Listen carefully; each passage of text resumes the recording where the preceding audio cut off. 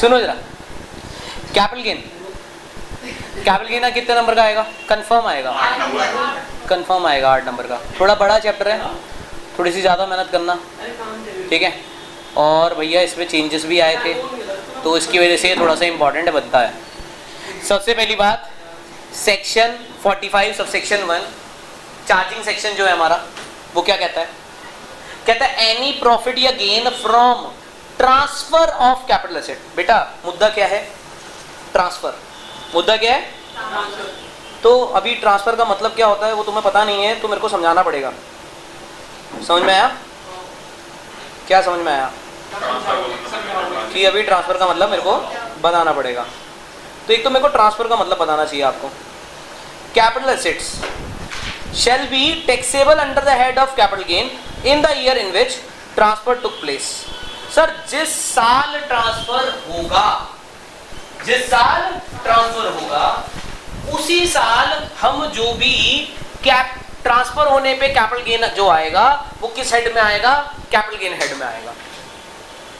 क्या ट्रांसफर करने पे? कैपिटल एसेट ट्रांसफर करने पे। ध्यान सुनो मैं क्या बोल रहा हूँ। कैपिटल एसेट ट्रांसफर करने पे जो भी कैपिटल गेन होगा वो under the head capital gain आएगा। जिस साल ट्रांसफर होगा उस साल आएगा। कुछ गलत है क्या? अरे बेटा जिस साल ट्रांसफर होगा उस साल आएगा, ठीक है। Meaning of capital asset, capital asset का मतलब क्या होता है? क्या था capital asset? Means property. Law में पढ़ा था हमने, सेल ऑफ गुड एक्ट के अंदर प्रॉपर्टी, ओनरशिप। इसका मतलब क्या होता है? Ownership of any asset held by SC, चाहे वो मूवेबल होगी या इमूवेबल होगी, टेंजेबल होगी या इनटेंजेबल होगी, whether it is connected with business profession और नॉट। मतलब भाई, मेरे भाई जरा ध्यान सुनना, ये जो स्क्रीन है ये मेरी कैपिटल एसेट है, नॉट कैप एसेट। ऐसे नहीं बोलेंगे, क्या बोलेंगे? डेफिनेशन के हिसाब से कैपिटल एसेट का मतलब क्या है? कोई भी ओनरशिप हो, कोई भी of any held by SC, चाहे वो मूवेबल नेचर की है या इमूवेबल नेचर की है। सर चाहे वो टेंजेबल नेचर की है या इनटेंजेबल नेचर की है, चाहे वो कनेक्टेड है बिजनेस और प्रोफेशन से या नहीं भी है तो भी चलेगा। सर ये मेरे बिजनेस एंड प्रोफेशन से कनेक्ट है, हाँ तो ये है। और सर मेरी कार बिजनेस में काम होती है क्या? मैं ओला ड्राइवर हूँ, नहीं तो बिजनेस में नहीं आती, तो भी वो इसमें काउंट होगा। स्टॉक इन ट्रेड, चाहे वो raw material, work in progress और फिनिश गुड्स वाले हैं, movable personal assets used by the SSC और family member for personal purpose. समझ रहे हो जरा? बीवी तो है नहीं, मम्मी ने जो गोल्ड पहन रखा है वो गोल्ड भी किस में आएगा? कैपिटल एसेट में आएगा, मूवेबल प्रॉपर्टी है। इसमें एक्सेप्ट लिखा jewellery, painting, drawings, sculptures, architect और collection of any other work of art, ये सब इसके अंदर काउंट नहीं होता। ज्वेलरी नहीं आएगी, ज्वेलरी नहीं आएगी, मम्मी की ज्वेलरी नहीं आएगी। लेकिन अब जरा मेरी बात सुनना, मान लीजिए मैंने गोल्ड बिस्किट है मेरे पास, पेन तो नहीं रखा उसने, वो आएगा। गोल्ड का बिस्किट वो आएगा। Sir jewellery work of art के अंदर आती है। उसने लास्ट लाइन देखो ना क्या लिखी है, कलेक्शन और एनी वर्क ऑफ आर्ट। बेटा वर्क ऑफ आर्ट वाला, आप एक बात बताओ, ज्वेलरी का कोई भी परचेस कर लेती मम्मी, जब ज्वेलरी जाती है परचेस करने हो भाई साहब 100 में से एक लेंगी, डिजाइन इसका पसंद आ रहा है, इसका नहीं आ रहा, इसमें ये है, इसमें ये है, ये है, ऐसा। वो क्या है? वर्क ऑफ आर्ट है। सोना तो ऐसे ही आया होगा ना, उसको शेप दी गई, आकार दिया गया, सुंदर बनाया गया। बात समझ में ही नहीं। आइए जरा आगे बात पढ़ते हैं। Sir rural agriculture land in India, मैंने क्या बोला? गोल्ड बॉन्ड 1999 वाले deposit certificate issued under the gold monetization scheme 2015। Sir और इसके ऊपर जो भी इंटरेस्ट आता है ना वो भी एग्जेम्प्ट है, ठीक है भाई। इन सारी चीजों को हम किसके अंदर मानते हैं? एक्सक्लूड करते हैं इन सारी चीजों को। सर सवाल ये है रूरल एग्रीकल्चर लैंड कौन सा होता है? कहता है इट मीन्स एग्रीकल्चर लैंड जो सिचुएटेड है रूरल एरिया में। और रूरल एरिया कौन सा होता है? जो अर्बन एरिया नहीं होता। और बेटा उसकी डेफिनेशन हमने कहाँ पढ़ी थी? एग्रीकल्चर वाले चैप्टर में। वो किलोमीटर वाइज कुछ बनवाया था, वो एमसीडी का ऑफिस होना चाहिए, वो यस वही वाला। याद आ गया? ठीक है। अब ट्रांसफर का मतलब क्या होता है? मैंने बोला आपको एक तो कैपिटल एसेट बताना है। बेटा फिर से देखो कैपिटल एसेट कौन कौन से थे, मैं एक बार फिर से दिखाना चाहूंगा कैपिटल एसेट कौन कौन से थे।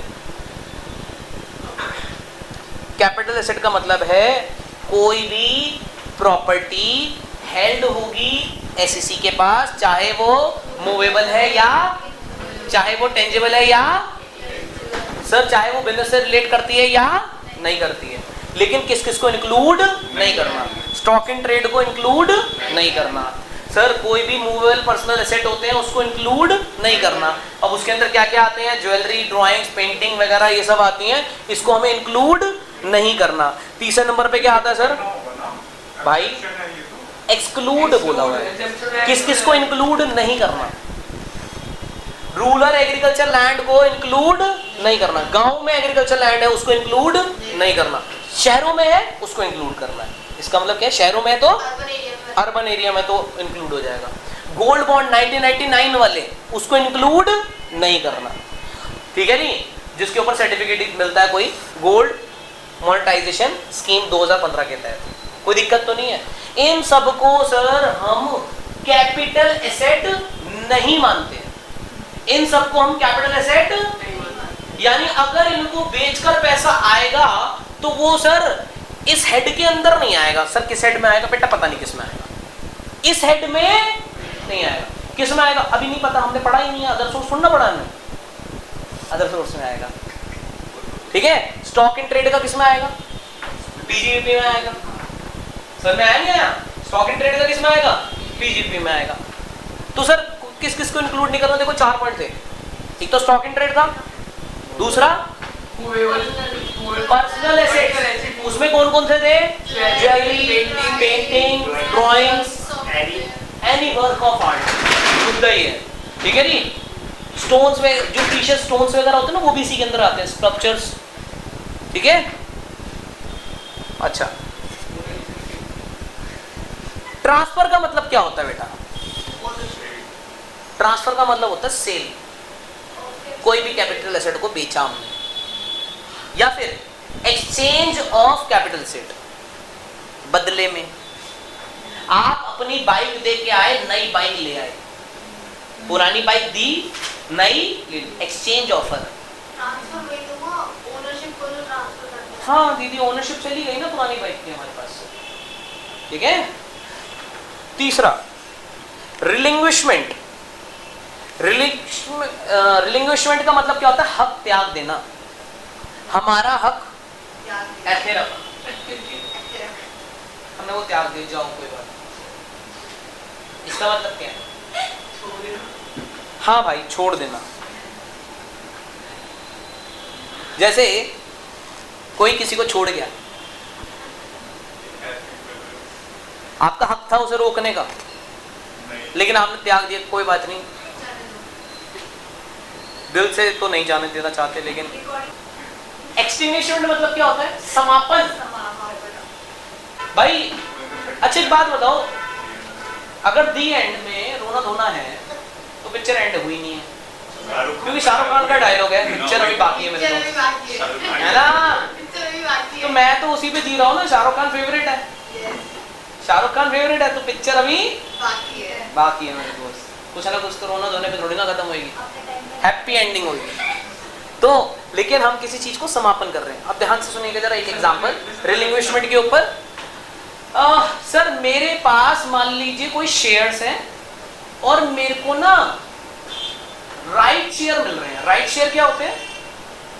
कि भाई मेरे पास अधिकार है कि तुमको ये मार्केट रेट से इतने कम पर मिल जाएगा, तो मैं उसको क्या कर रहा हूं? मैंने कहा नहीं यार, मेरे को नहीं चाहिए, मेरी जगह क्या करो, मेरी जगह विद्या को दे दो ये शेयर्स, कोई दिक्कत तो नहीं है। तो मैंने अपने हक को क्या करा? त्याग दिया। मैं ले सकता था बट मैंने ना लेकर किसी और को आगे कर दिया कि मेरी जगह आप इनको दे। सेम उसी तरीके से एक्सटिंग्विशमेंट का मतलब क्या होता है? भाई हक था मेरे पास, मैं ले सकता था बट मैंने उस कंपनी के साथ नाते तोड़ दिए, नाते तोड़ दिए, मैं लेना ही नहीं चाहता, मैंने अपने शेयर्स ही सरेंडर कर दिए कि भाई साहब मेरे को चाहिए ही नहीं, छोड़ो मैं तो जा रहा हूं, खत्म। कॉम्पनसेशन मिलेगा ऑब्वियसली यार, हाँ वो तभी तो ट्रांसफर माना जाएगा, तभी तो ट्रांसफर माना जाएगा। मैं छोड़ रहा हूं भाई साहब, मैं मोह माया से परे जा रहा हूं, सारी चीजें छोड़ के जा रहा हूं, तो मेरे को जो भी बदले में मिलेगा वो किसके अंदर आएगा? ट्रांसफर कैपिटल एसेट में अपने बेचूंगा। Compulsory acquisition of asset, capital asset under any law. भाई अगर गवर्नमेंट ने हमारी प्रॉपर्टी को एक्वायर कर लिया, होता है ना, सड़क चौड़ी हो रही है, कहते हैं जी इधर से इतने फुट इतने, तो भाई गवर्नमेंट उनको कुछ कॉम्पनसेशन तो देगी ना, वो किस में आएगा? इसमें आएगा, ट्रांसफर माना जाता है। Conversion of capital asset into stock in trade. बेटा ध्यान से सुनना जरा, सर हमारे पास कुछ क्या थे घर पे, मान लीजिए ऋषभ जैन ने सोचा कि अपनी सीए करने के बाद इन्होंने कहा कि भैया मैं काम करता हूँ, मैं ना यहाँ पे एक ज्वेलरी का शोरूम खोलता हूँ, और जब शोरूम खोल रहा है ज्वेलरी का तो उसमें ज्वेलरी भी तो रखेगा ना। अब इसने क्या करा कि घर में जो ज्वेलरी थी उसको शोरूम पे ले आया। क्या वो इसमें काउंट होगा? क्यों?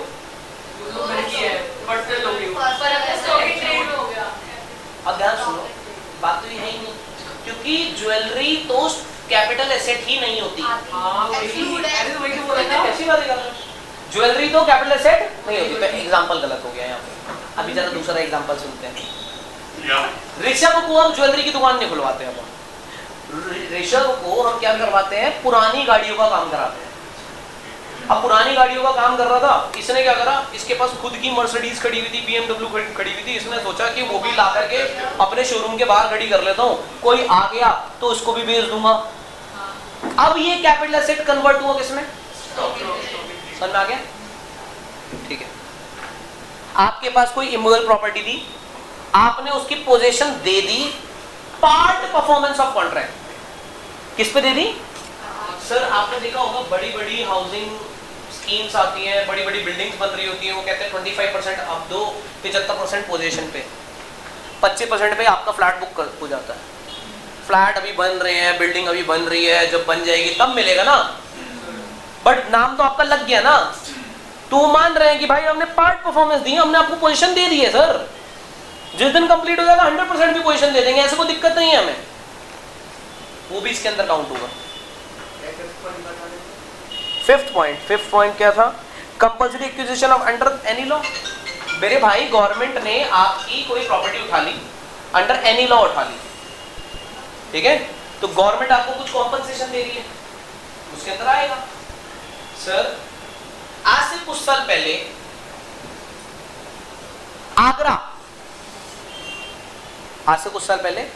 आगरा के आसपास चूड़ियों की दुकानें थी, बहुत सारी फैक्ट्रियां थी, चूड़ियां बनती थी, फैक्ट्रीज थी।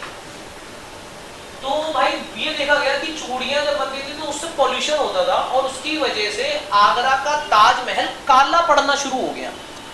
तो गवर्नमेंट ने रूल निकाला कि हम आसपास की फैक्ट्रियों को यहां से खाली करवाएंगे और उसे कहीं और शहर 200 किलोमीटर दूर भेजेंगे।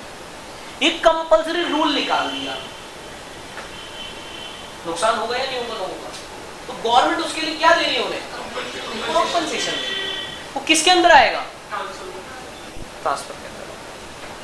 ठीक है जी। फ्लाईओवर्स बनते हैं, रोड बनते हैं, तो वहां पे क्या बनता है भाई? ये सब आता है। आगे यहां तक। इसके बाद in case of cooperative societies, उसका share certificate member right is transfer, उसको भी क्या माना जाता है? ट्रांसफर माना जाता है। ध्यान सुनिएगा, मान लीजिए आप सभी कोऑपरेटिव सोसाइटी के मेंबर, आपने अपनी मेंबरशिप किसी और को दे दी, उससे कुछ पैसे लिए, उसे भी ट्रांसफर माना जाएगा। या फिर आपके पास कोई शेयर सर्टिफिकेट है, वो आपने किसी और को बेच दिया, उससे कुछ पैसे लिए होंगे, वो भी ट्रांसफर माना जाएगा। ऐसे ही redemption of zero coupon bond. Sir ये जीरो कूपन बॉन्ड कौन से होते हैं बेटा? जो इंफ्रास्ट्रक्चर वगैरह कंपनियां होती हैं, जो इंफ्रास्ट्रक्चर में काम करती हैं, वो कंपनियां को पैसे की जरूरत होती है, वो कंपनियां क्या करेंगी, अपने डिबेंचर इशू करेंगी, पैसा इशू करेंगी बॉन्ड के फॉर्म में कि भाई, और वो मान लीजिए मैं कह रहा हूँ 1 लाख रुपए का बॉन्ड मैंने इशू करा, लेकिन मैं कह रहा हूँ मेरे को 80,000 दे दो, मैं तुम्हें ना उसके रिडम्पशन पे, उसकी मेच्योरिटी पे मैं आपको 1 लाख रुपए वापस करूँगा। इसे बोलते हैं जीरो कूपन बॉन्ड। इसके ऊपर इंटरेस्ट पे नहीं होता। इनको ना बदले में वो जो डिस्काउंटेड प्राइस है ना, वही उनके लिए सामने शेयर होल्डर के लिए वही प्रॉफिट माना जाता है। इसे बोलते क्या? Zero coupon bonds. याद रहेगा। तो जीरो कूपन बॉन्ड्स भी किसमें काउंट होंगे? ट्रांसफर में माना जाएगा, सेल माना जाएगा उसे। ऐसा कुछ नहीं है कि उसको सेल नहीं माना जाएगा। 80,000 लिए हैं, 1 लाख रुपए वापस देने, प्रॉफिट हो रहा है, 20,000 रुपए का लाभ टैक्स दे। समझ में आया नहीं आया? आगे सुनिएगा जरा। Type of capital assets. Capital assets हमारे कितने टाइप के हैं सर? 2 टाइप के हैं। पहली वाली देखो कौन सी है? नहीं अदर एसेट, लेकिन किसको छोड़कर? इन चारों को छोड़कर। कौन कौन से 4? कोई भी सिक्योरिटीज जो कि लिस्टेड है किसी recognised stock exchange of India में, mutual funds, equity oriented mutual funds. सुनो जरा, तो यहां पे मैंने बोला कि अगर एसेट जो है 1 साल वाले या 2 साल वाले, 1 साल या उससे कम, 2 साल या उससे कम रहे, तो उसे वहां पे क्या कैलकुलेट होगा? 1 साल या उससे ज्यादा, 2 साल या उससे ज्यादा, नहीं 1 साल से ज्यादा, 1 साल नहीं, 1 साल से ज्यादा, 2 साल से ज्यादा, क्या बोलेंगे? सर मैंने यहाँ पे बोला कि मैं डेली, ध्यान सुनो क्या बोल रहा हूँ मैं, डेली ट्रेडिंग करता हूँ। सुबह शेयर खरीदते हैं, शाम को बेच देते हैं, वहां से कुछ प्रॉफिट होता है। वो किस में आएगा? लॉन्ग टर्म में आएगा, शॉर्ट टर्म में आएगा? जल्दी बोलो। शॉर्ट टर्म में आएगा। 1 साल तक थोड़ा ना रुके पड़े हम। समझ में आया? बोलो आया नहीं आया? चलो अभी जरा मेरे को बताओ, हाउस प्रॉपर्टी को किस में काउंट करेंगे? कितने साल के लिए काउंट करूँ? 1 साल में आएगा, 2 साल में आएगा? वो कह रहा लॉन्ग टर्म में। अरे भाई मैं ये नहीं कह रहा, उस पे कौन सा वाला रूल लगेगा? 1 साल वाला, 2 साल वाला? 2 साल वाला। Share of TCS limited listed है। लिस्टेड है कहां से? बीएसई क्या होता है? Bombay stock exchange. National stock exchange NSE ऐसे होता है। 1 ईयर है। गोल्ड के लिए 2 साल 1 साल। ज्वेलरी लिखा हुआ है इस पे? 1 साल। हाँ। शेयर्स एप्पल कंपनी के हैं, लिस्टेड है इन यूएसए स्टॉक एक्सचेंज में। सब मैंने यहाँ पे 1 मिनट बताओ क्या लिखा हुआ था? कौन सा आएगा अब यहाँ पे? 2 साल। इक्विटी ओरिएंटेड म्यूचुअल फंड्स है बेटा, ये MF.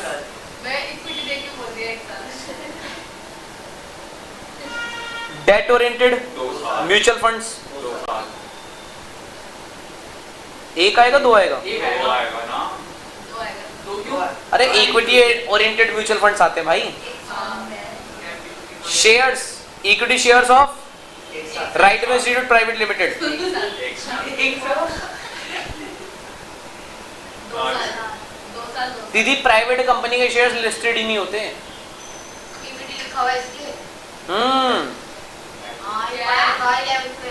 Zero coupon bond,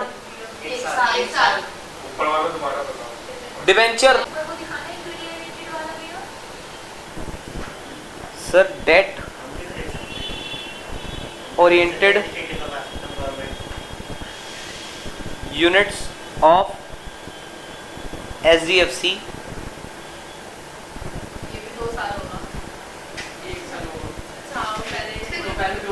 mutual funds जो कि क्या है? लिस्टेड हैं। ऊपर वाला क्या था? ये क्या है? लिस्टेड है, अगर ये लिस्टेड है तो 1 साल है। अब 8 साल बता दो। दीदी प्राइवेट लिमिटेड कंपनी के शेयर्स जो हैं वो लिस्टेड नहीं होते हैं। प्राइवेट कंपनी अपने शेयर्स को मार्केट में इशू करती है क्या? नहीं, नहीं करती। इसलिए 2 साल। ठीक है यार, तो एक बात बता, मैं लिस्टेड उन्हीं शेयर्स को कराऊंगा ना जिनकी मेरे को मार्केट में ट्रेडिंग करानी हो, कोई शेयर खरीदे कंपनी। प्राइवेट कंपनी में तो सिर्फ 200 मैक्सिमम मेंबर्स होते हैं, वो उतने में ही घूमेंगे ना, पब्लिक में इशू हो ही नहीं सकते, तो उसको लिस्टेड क्यों कराएंगे हम? समझ में आया? बाकी सब आंसर सही है, बस एक ये छोटी सी गड़बड़ थी। खैर sir, short term capital asset के ऊपर अगर हमें निकालना हो तो कैसे निकालेंगे? भाई साहब जरा ध्यान से देख लीजिए।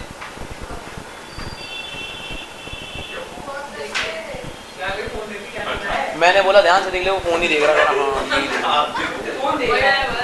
भाई शॉर्ट टर्म कैपिटल एसेट कैसे निकालेंगे?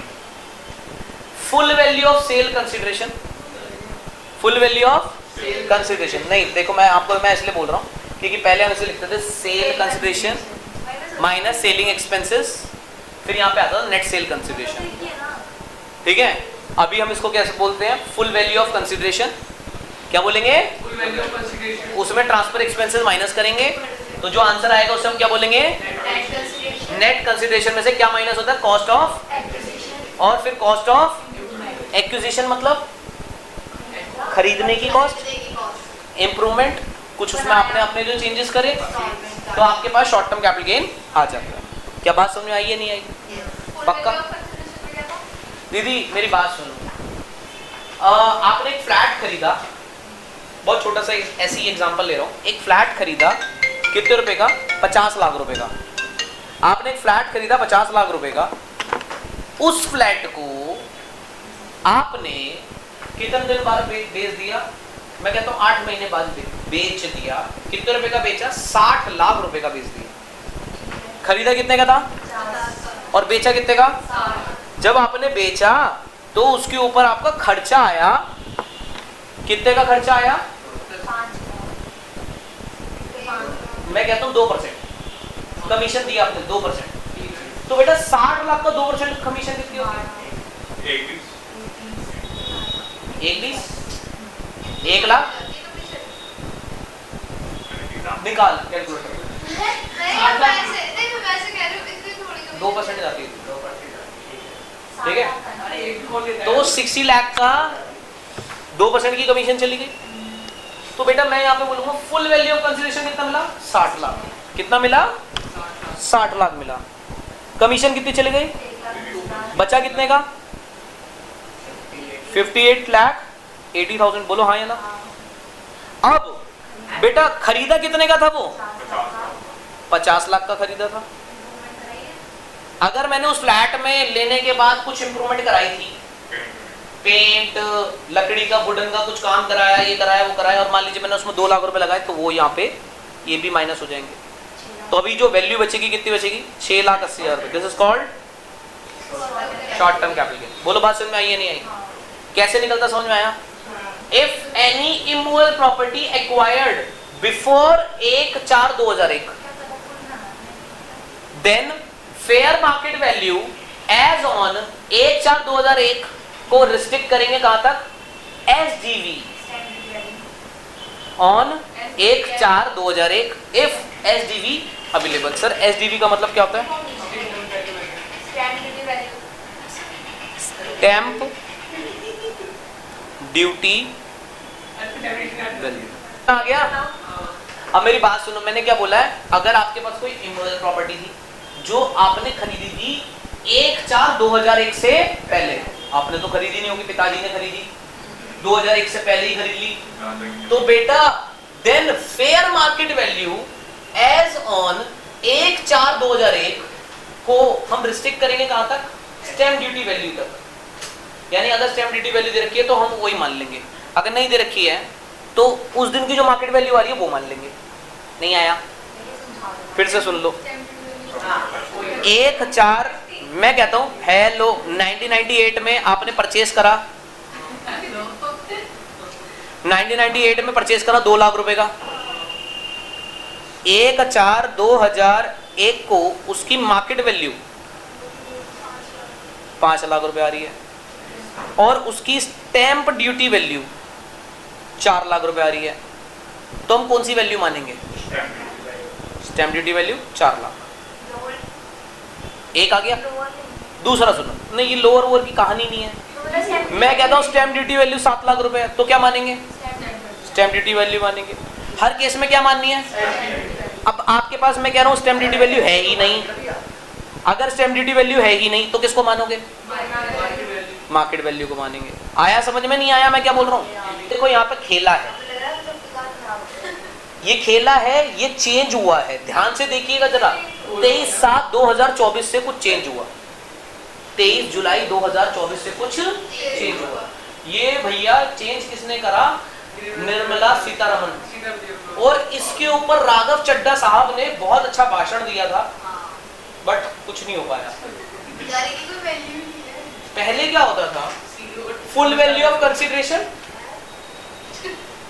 Full value of consideration, transfer के जो एक्सपेंसेस होते थे वो माइनस होते थे। उसके बाद क्या निकालते थे? हम निकालते थे इंडेक्सेशन कॉस्ट ऑफ एक्विजिशन, ऐसी इंडेक्सेशन कॉस्ट ऑफ इंप्रूवमेंट, और हमारा लॉन्ग टर्म कैपिटल गेन निकल के आता था। ये इंडेक्सेशन क्या होता है अभी बताऊंगा, नोट लिखा हुआ है, रुक जाओ। Sir indexation cost of acquisition कैसे निकालते हैं जरा देखिएगा। जितने का आपने खरीदा multiply by index of the year of transfer, जिस साल आपने बेचा वो, डिवाइड करेंगे index of the year of acquisition. Sir ये इंडेक्स कौन सा होता है? आपके पास कॉम्पैक्ट है? कॉम्पैक्ट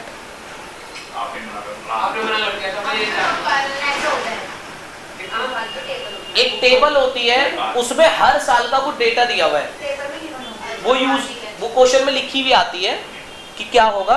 और अभी हम एक क्वेश्चन करेंगे ना, तो उसमें मैं लिखवा भी दूंगा कि ये, हाँ, तो उसमें वो टेबल याद नहीं करनी होती भाई, क्वेश्चन में गिवन होता, ठीक है। तो मेरे को पेन इसलिए लिखवा ही नहीं है यहाँ पे, क्या फायदा उसको लिखवाने का? बुक में हमें दे रखी होती है, हमें उसके हिसाब से ही क्वेश्चन करना होता है फिलहाल, ठीक है। अच्छा ये तो मैंने आपको बता दिया था, ये रहा बेटा।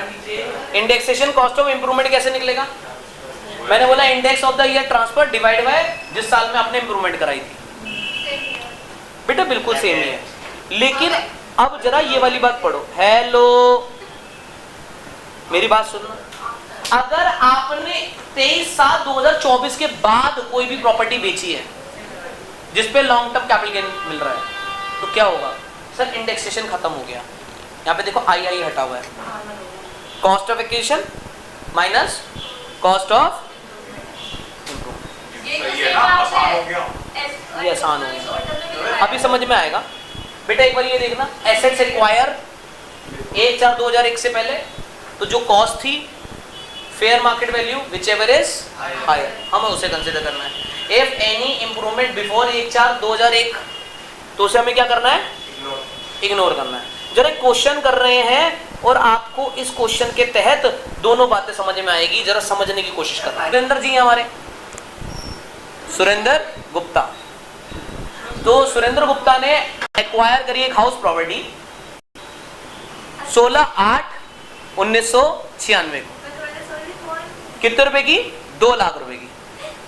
16 सितंबर 1989 को कितने रुपए की परचेज करी है? 2 लाख रुपए की। अभी ठीक लग रहा है क्वेश्चन। और उन्होंने उसके बाद ना कुछ खर्चे किए, 93-94 में 1 लाख रुपए लगाया, 5-6 के अंदर कितने पैसे खर्च करे? 2.5 लाख रुपए खर्च करे, और 23-24 के अंदर कितने पैसे खर्च करे? 1,80,000। फेयर मार्केट वैल्यू एसेट की कितनी रखे? 1/4/2001 की 8.5 लाख रुपए। उन्होंने ये हाउस प्रॉपर्टी बेच दी है, ठीक है, कितने रुपए की? 53 लाख। मान लीजिए उन्होंने बेची 22/7/2024 को। ये 20,024 कैसे हो गया? भावुक हो गया था शायद मैं ज्यादा। अगर 22/7/2024 को बिका तो क्या होगा, और 23/7 से तो रूल चेंज हुआ। देखो वहां पे ना ऊपर मैंने लिखवा रखा था, पढ़ो क्या लिखा हुआ है, ट्रांसफर ऑन और आफ्टर 23/7, ठीक है। तो 23/7 को बेचा तो क्या होगा। आइए जरा इस क्वेश्चन को सॉल्यूशन करते हैं। चलिए शुरू करते हैं। हाँ जी,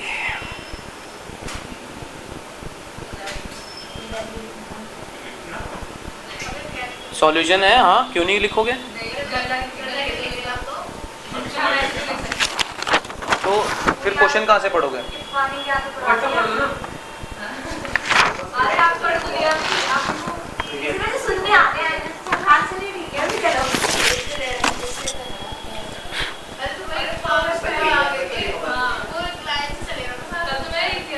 part A, computation of capital gain if sold on कब 22/7/2024 फॉर मिस्टर सुरेंद्र गुप्ता जी, ठीक है जी। तो क्या होगा भाई,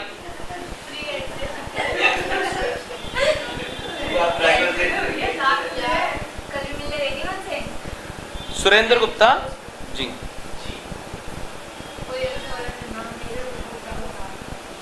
अभी सर दीदी मेरी भी सुन लो थोड़ा सा।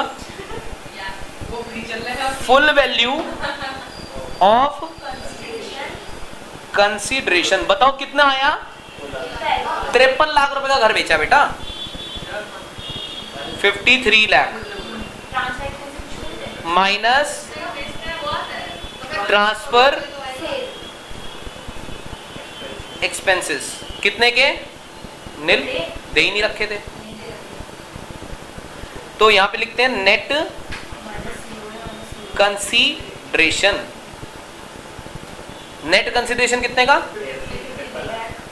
53 लाख। अब सर क्योंकि ये 22/7 को बेचा गया है तो इंडेक्सेशन हो सकती है, हाँ। तो माइनस करते हैं क्या, इंडेक्स कॉस्ट ऑफ एक्विजिशन, ठीक है जी। सर अब एक बात बताओ, खरीदा कितने का था ये, सर खरीदा था 2 लाख रुपए का, 2 लाख रुपए का खरीदा, और 2001 की मार्केट वैल्यू कितनी रखी है, तो दोनों में से क्या लेंगे, मार्केट वैल्यू 8.5 लाख लेंगे हम। तो यहां पे कितना आएगा, 8.5 lakh multiply by, sir multiply किससे करना होता है, जिस साल में बेचा। सर बेचा कब है ये, 22/7/2000, तो सर 24 से 25 का, क्या बोल रहा हूं मैं, 24 से 25 का इंडेक्सेशन अगर उसमें देखेंगे तो कितना दे रखा है, 363। कोई दिक्कत है क्या, डिवाइड बाय जिस साल में खरीदा था। अब हमने खरीदने का ईयर कौन सा उठाया है, 1/4/2001 का उठाया भाई। आप इंडेक्सेशन का जब ये देखोगे ना तो उसमें शुरुआती 1/4/2001 से दे रखी है, उससे पहले का है ही नहीं। तो क्या लिखोगे, डिवाइड करोगे 100 से। बेसिकली क्या है, ये कहना चाहता है जो चीज 2001 में 100 रुपए की थी, वही 23-24 में नहीं 24-25 में कितने की हो जाती है, समझ में आया, इंडेक्सेशन वैल्यू ये है। हाँ भाई,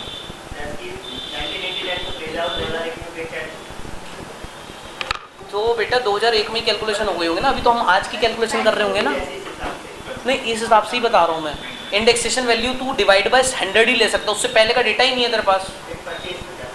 परचेज के टाइम पे है ही नहीं ना, हम मार्केट वैल्यू वहीं की उठाते हैं, ठीक है।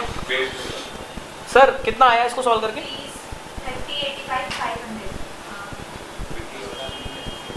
30 क्या बात समझ में आई नहीं आई। अच्छा अब माइनस करेंगे क्या, कॉस्ट ऑफ इम्प्रूवमेंट। बेटा उन्होंने फ्लोर बनवाए हैं, बेटा आपको पता ही है एक फ्लोर पे थोड़ा ना काम चलेगा,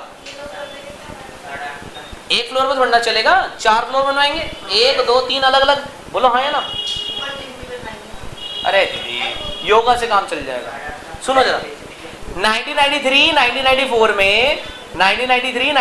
में 1 लाख रुपए लगा करके एक फ्लोर बन गया था, क्या उसको काउंट करेंगे? नहीं, क्यों? 1/4/2001 से पहले वाले को इग्नोर करना है।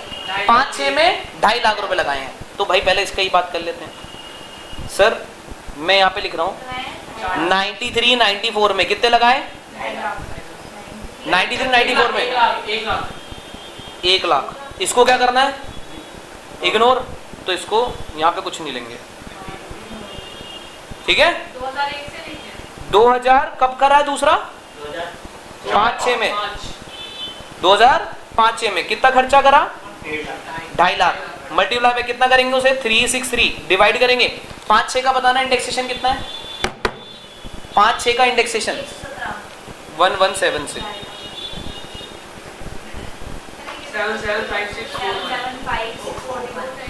775,641। अच्छा अगला बताओ, 23-24 में खर्चा करा था उन्होंने, एक फ्लोर और डलवाया था जिसपे 1,80,000 रुपए का खर्चा आया था। 363 दीदी 23-24 का कितना आता है इंडेक्सेशन?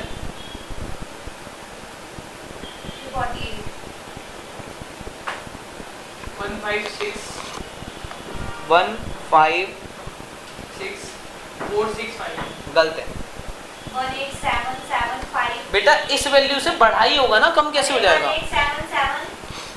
18775 हो गया। बेटा आपको क्या करना है? भी माइनस करना है, ये भी माइनस करना है, ये भी माइनस करना है। इसके आगे लिख रहा हूँ ignore.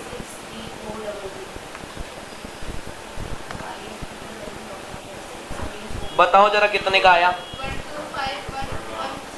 125,11,00. This is called long term capital gain. बोलो हाँ या ना। कितने का लग रहा है एलटीसीजी? समझ में आया? 1,25,000 नहीं, 12,51,100 रुपए पे टैक्स भरना पड़ेगा उसे। 12,51,000 आ गया बात समझ में? हाँ जी। पार्ट बी, पार्ट बी में क्या है? Computation of capital gain if asset transfer on 23/7/2024। बेटा अगर 23/7 को बेचा तो क्या होगा? बेटा देखो सिंपल सी बात है, ये जुलाई का महीना जो था ना 2024 जुलाई का महीना नहीं 25 जुलाई का महीना मैं बोलूँगा, वो ज़्यादा खतरनाक था। चीज़ें बदल गई, वक्त बदल गए, जज्बात बदल गए, लेकिन नहीं 2025 की जुलाई, लेकिन कहानी तो 24 में शुरू हो गई टैक्स वालों की। तो 23/7/2024 को अगर बेचा तो क्या होगा? सर यहाँ पे आएगा फुल वैल्यू ऑफ कंसीडरेशन कितना? 53 लाख माइनस क्या करेंगे उसमें से? ट्रांसफर के खर्चे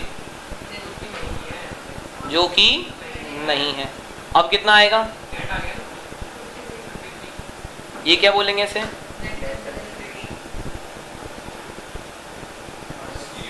माइनस कॉस्ट ऑफ एक्विजिशन लिख सकता हूं कितना? 8.5 लाख लेंगे सीधा, minus cost of improvement. Sir 93-94 का तो क्या करना है? फिर 2005-6 का 2.5 लाख, और कब करा था? 23-24 में कितना था? दोनों का टोटल कितना हो गया? सर ये दोनों माइनस करने के बाद बताओ आंसर कितना आ रहा है? 40 लाख। सर समझ में आ रहा है किसमें ज़्यादा टैक्स भरेगा? तुम ऐसे सोचो कि पहले हमें इंडेक्सेशन होने की वजह से हमें ज्यादा टैक्स नहीं देना पड़ता था। महंगाई के साथ आज की डेट में टैक्स कितना भरना पड़ेगा? क्या इंडेक्सेशन अब बताओ होना चाहिए था या नहीं होना चाहिए था? होना चाहिए। भाई तुम्हारा भी तो अपना घर है, इन फ्यूचर कभी तो बेचोगे, इंडेक्सेशन नहीं मिलेगा, और इंडेक्सेशन नहीं मिलेगा तो तुम्हारे पिताजी को बहुत सारा टैक्स भरना पड़ जाएगा। समझ में आया?